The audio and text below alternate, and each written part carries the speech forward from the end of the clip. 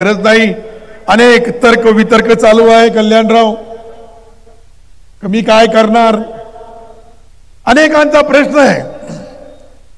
मी या ठिकाणी का सत्कार स्वीकारला, कारण की या स्टेजवर बसलेले आमच्या मित्र परिवारांनी ठरवलं की तुमच्या तालुक्यामध्ये गावामध्ये तुम्ही प्रत्येक वेळेस तुमचा जन्मदिवस साजरा करतात, ही 61वी साजरी करण्याचा आमच्या मित्रांना सर्व मित्रांनी निर्णय घेतला। त्याच्यामुळे मी हे सत्कार स्वीकारण्याची इथं सर्व पक्षी नेते आहेत आणि त्यांच्या निमित्ताने आज मी ज्यांची परतफेड अशीच करू शकतो। काही लोकांना फार गडबड आहे, सिल्लोडची फार आठवण येते। पहिले एकाला आले ते घरी बसले, आता दुसऱ्याला येऊ लागली। मला माहित आहे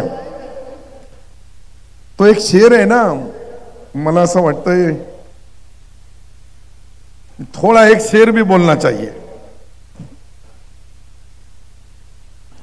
जहां भी रहेगा वही रोशनी लौटाऊंगा, किसी चिराग को अपना, ये जो चिराग रहता है उसको उजाला बताने की जरूरत नहीं रहती, वो अपना उजाला खुद लेता है और दूसरों को देता है। काही लोक म्हणतात सिल्लोड, अरे सिल्लोड काय, मी संभाजीनगर औरंगाबाद मध्ये येतोय आणि इथलची कोणाची गुंडगिरी किती आहे, त्याला कसं थांबवायचं हे भी निर्णय मीच घेणार आणि येणार। तुम्ही तर सिल्लोडला यायला इतका सोपं नाहीये, परंतु मी संभाजीनगर औरंगाबादला येणार आणि हजारो लोकांचे प्रश्न या ठिकाणी collector, commissioner, SP, IG, DIG, panchayat समिती, जिल्हा परिषद, सर्व गोर गरिबाची कामं इथे राहून बसून करणार। एकही मित्र माझा त्यापासून वंचित राहणार नाही।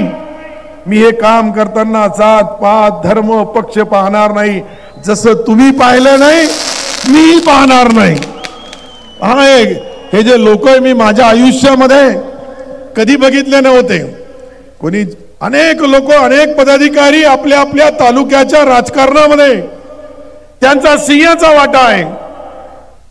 हे पदावर असल्यानंतर कोणी येतं, मंत्री झाल्यानंतर कोणीही बोलवतो, परंतु मंत्री नसताना माझा हा जो तुम्ही सन्मान केला, याची परतफेड कोणत्याही तालुक्यामध्ये, कोणत्याही मतदारसंघामध्ये कुठेही अन्याय अत्याचार होत असेल तर त्या ठिकाणी लढण्यासाठी पहिले समोर मी राहील, नंतर तुमच्यावर कोणी वार केला तर त्याचा सामना करायलाही तयार राहील।